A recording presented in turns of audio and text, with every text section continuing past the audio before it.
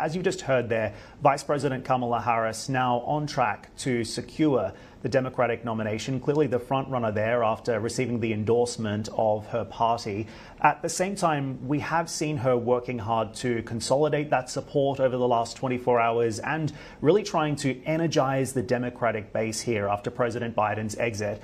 Is this going to be enough to convince voters, though? In the race, it appears that she is essentially positioning herself as the prosecutor versus Trump, the felon. Is that enough of a winning narrative for the Harris campaign? Well, it started really this evening. She spoke at her campaign headquarters in Delaware.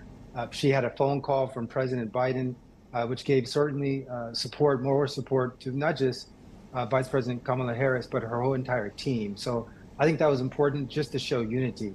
I think, honestly, we're too early in to know sort of what this really translates to, sort of 106 days from now. I think what is important is that the Democratic leadership has certainly rallied behind her really quickly. I know there was some talk about some key leaders, such as former Speaker Nancy Pelosi, sort of not throwing her weight behind her, but that obviously changed today. The Clintons have supported her. President Biden has supported her. So she certainly has the support from the leaders she needs. She now has the sort of support from delegates that's also needed. But now I think the important decision is going to be ultimately whom she chooses to be her VP of running mate, what that means for her policies going forward. And ultimately, she's going to, it's a tough ticket. She's going against two individuals, both in Trump, that are formidable, that have tremendous support by a large swath of the American population.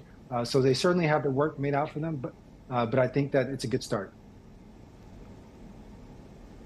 Indeed, and as you say, the choice of VP is going to be absolutely critical here. We are seeing reports that Kamala Harris could potentially be looking at Democratic governors in some of these key battleground or swing states. Who's on the short list now and why, in your view?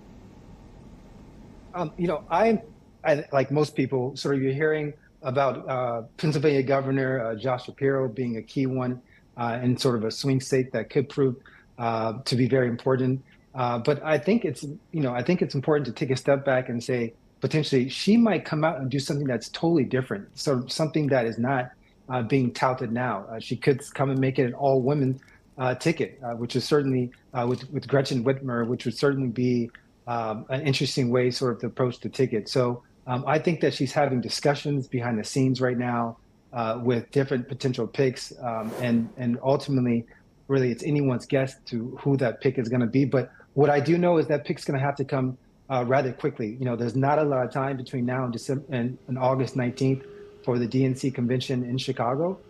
So unfortunately, she's going to have to make a decision rather quickly.